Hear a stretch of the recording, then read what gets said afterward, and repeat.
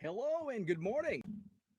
Happy Friday. Welcome to 245. It's the day after opening day. So we don't have a big slate of games on tap for today, but there are a few games. What a wild and wacky opening day it was. So I want to talk about that today.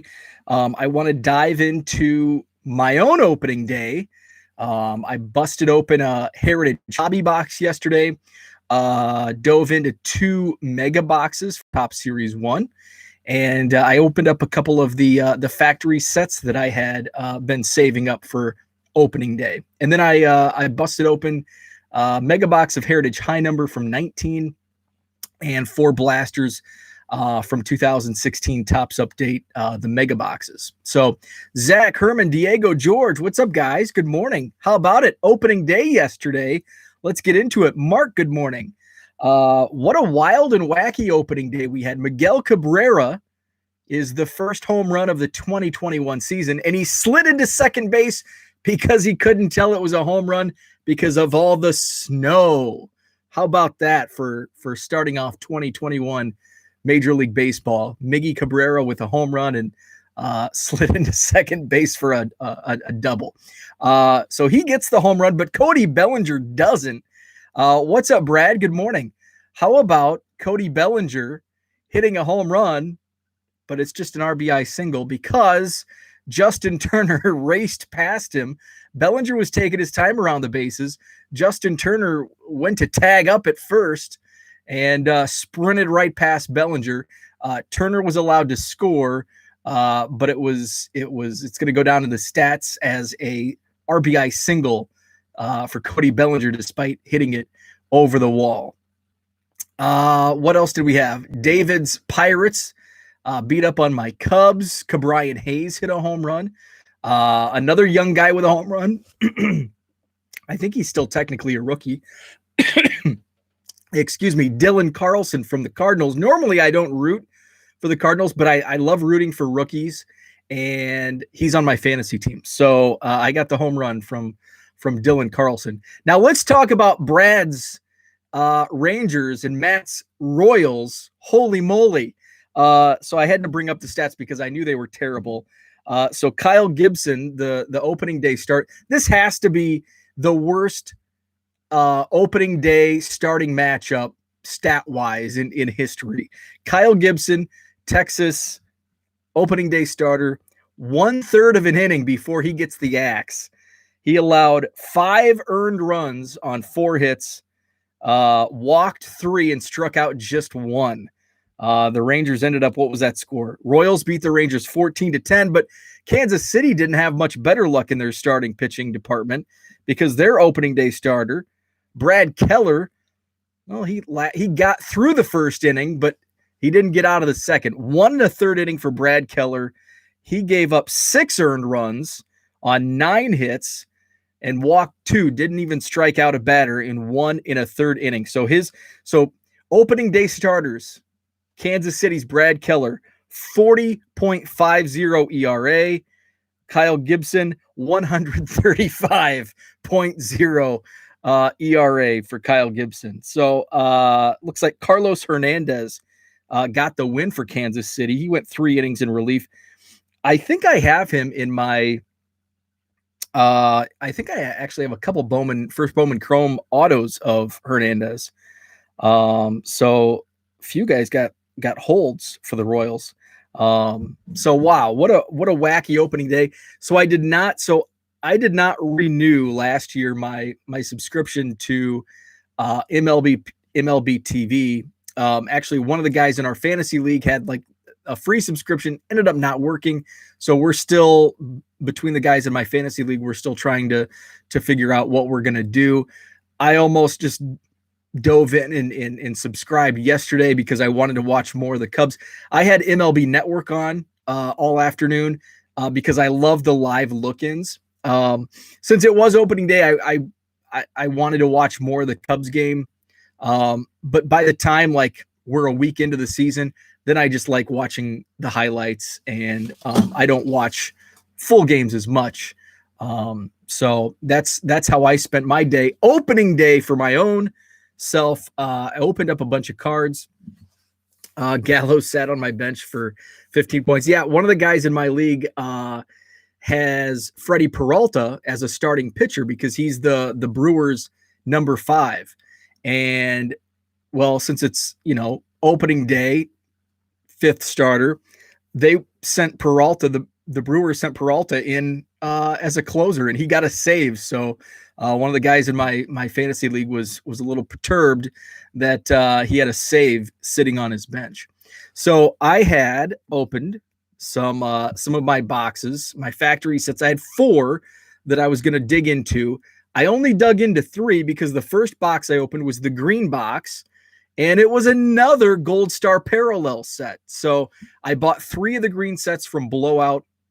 There's a 1 in 3 chance you get a parallel set out of the green boxes. My first that I opened back in November, December, it was a Gold Star parallel set.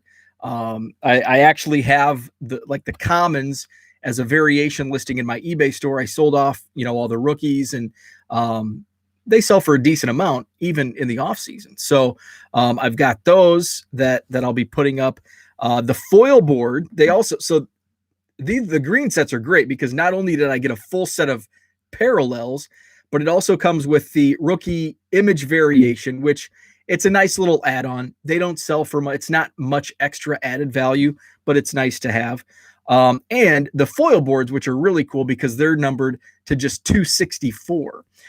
So I pulled a Joey Votto, which I think that already sold out of my eBay store. Jose Altuve, Pedro Severino, Mike Soroka, rookie gold cup. So those were the 4 foil boards that came out. So this is what the image variations. This is Luis Robert. Herman, yes, I can make you a Brave set because I'm not going to list at least now. So yeah, I can pull those for you.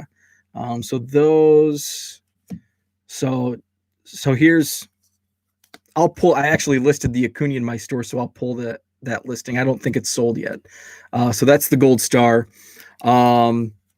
Make sure there's no other Braves that I listed last night. Okay, so that was the Gold Star. Then the orange set has the Chrome Relic. So it shows Yordan Alvarez on the box. I wanted a Luis Robert. I don't even know what the checklist is. What's up, Dan? Good morning. So it was a Yordan Alvarez, and this actually sold last night. I think I put this up for like $17.50, and it sold. So that was a nice sale. I also sold this, and this came out of, I think the purple box has the Chrome image variation. The purple box just has, I think, the image variation and the Chrome, one Chrome card. Yeah, so the Yordan sold, which I was surprised because his market must be back on the upswing because it was pretty poor last year. So what do we have? So then actually, so I like in the middle of all this, I opened up my Topps Heritage Hobby Box, which I did on Twitter Live. So it's still, you can find it on my Twitter stream from yesterday. It was kind of a wacky opening. I was getting it. This was my first and only hobby box of Heritage. I bought some blasters, but I was pulling like 3 in action, just the base cards, in action cards out of like every pack. So I don't know if I know it's a pretty deep checklist in the base set. So I'm not sure, but it just seemed.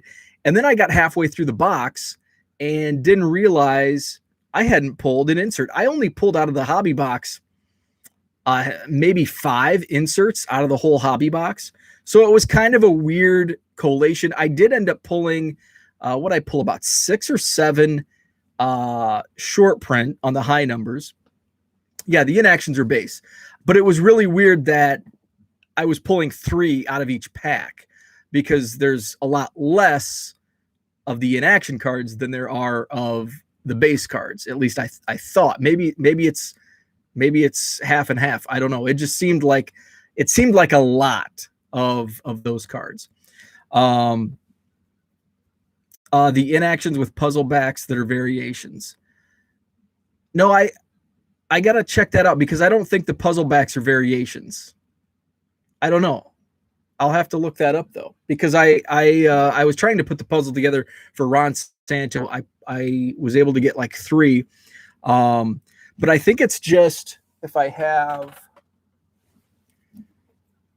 some inactions here. Nope.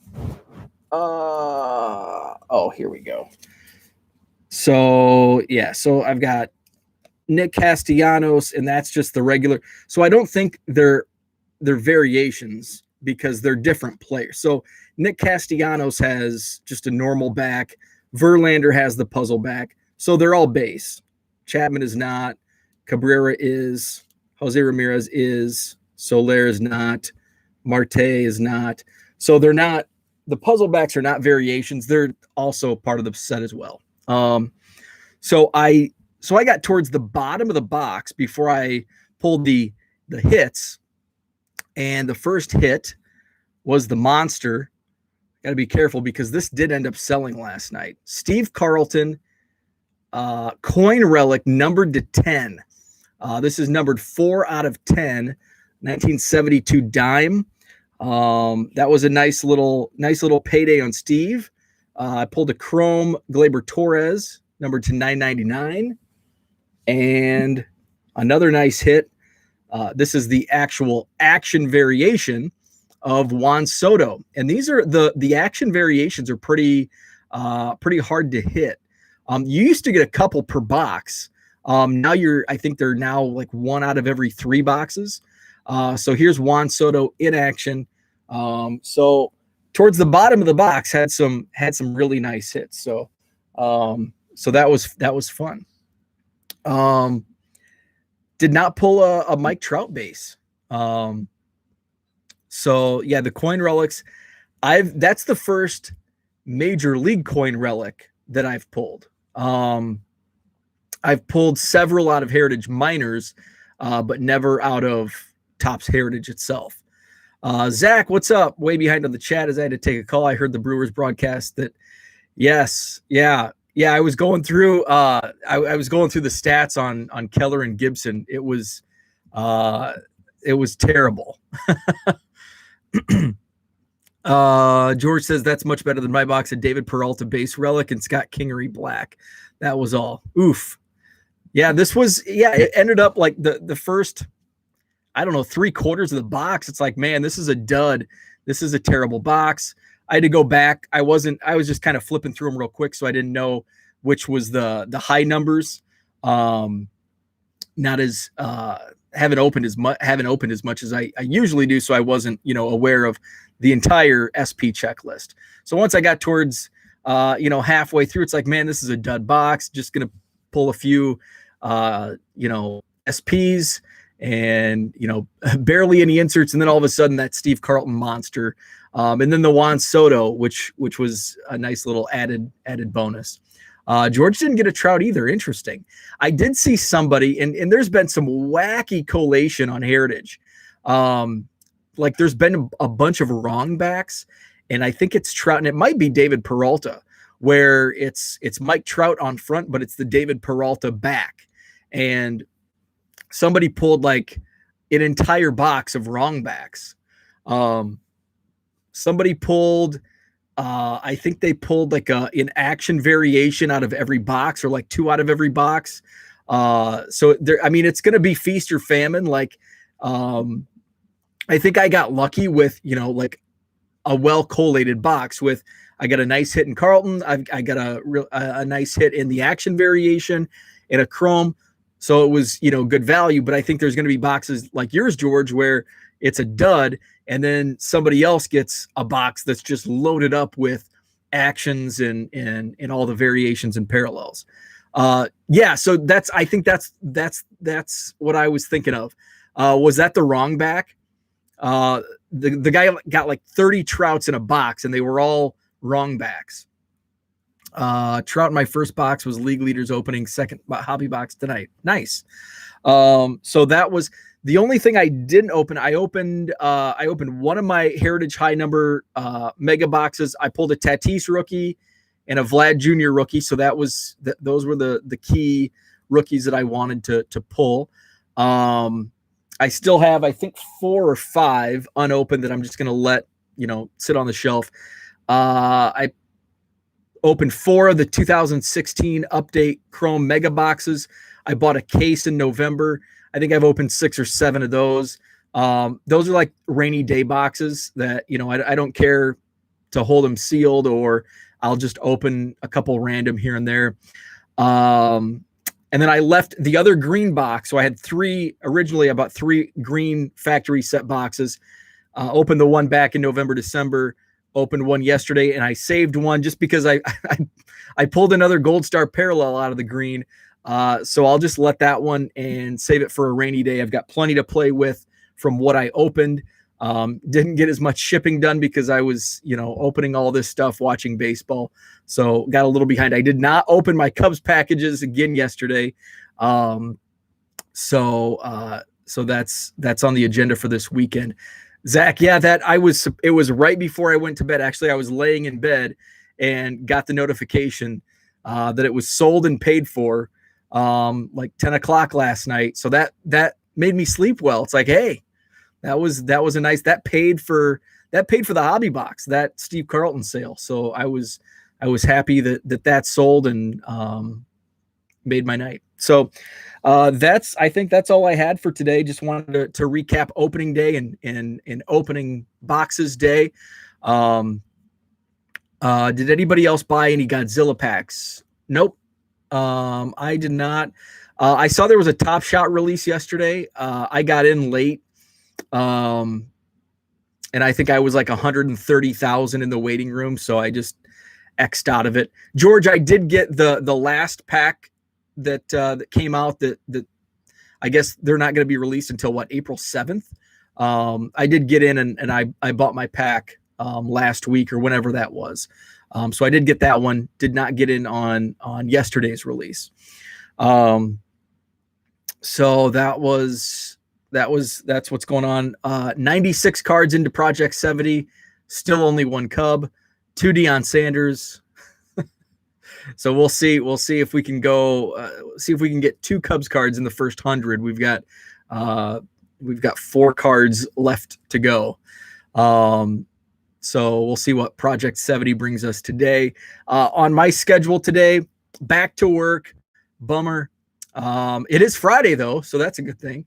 So I am just gonna work and then probably won't even go to Target. I just, I'm kind of done. I made a grocery store run yesterday, and the store is right next to Target, and I didn't even I don't know. It's like I'm changed. It's like I have it's like all the people waiting in line has been like the nicotine patch for me.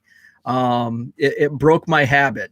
Seeing lines of 30 people waiting for a couple boxes of cards has been my nicotine patch, and now I'm broken from my habit of hitting up retail for baseball cards. So don't even have the interest, don't even have the urge, don't even have that urge to take a hit off that ciggy at Target to buy some baseball cards. So probably won't make a Target run and watch some baseball tonight. So that's all for today. Thanks for chatting. Thanks for watching. Have a wonderful Friday, and we'll talk tomorrow. Check out Texas Card Dude. He'll be coming up next. Got to get that coffee brewing. So check out Brad. He's going live on the Texas Card Dude channel. Have a great Friday, and we'll talk tomorrow.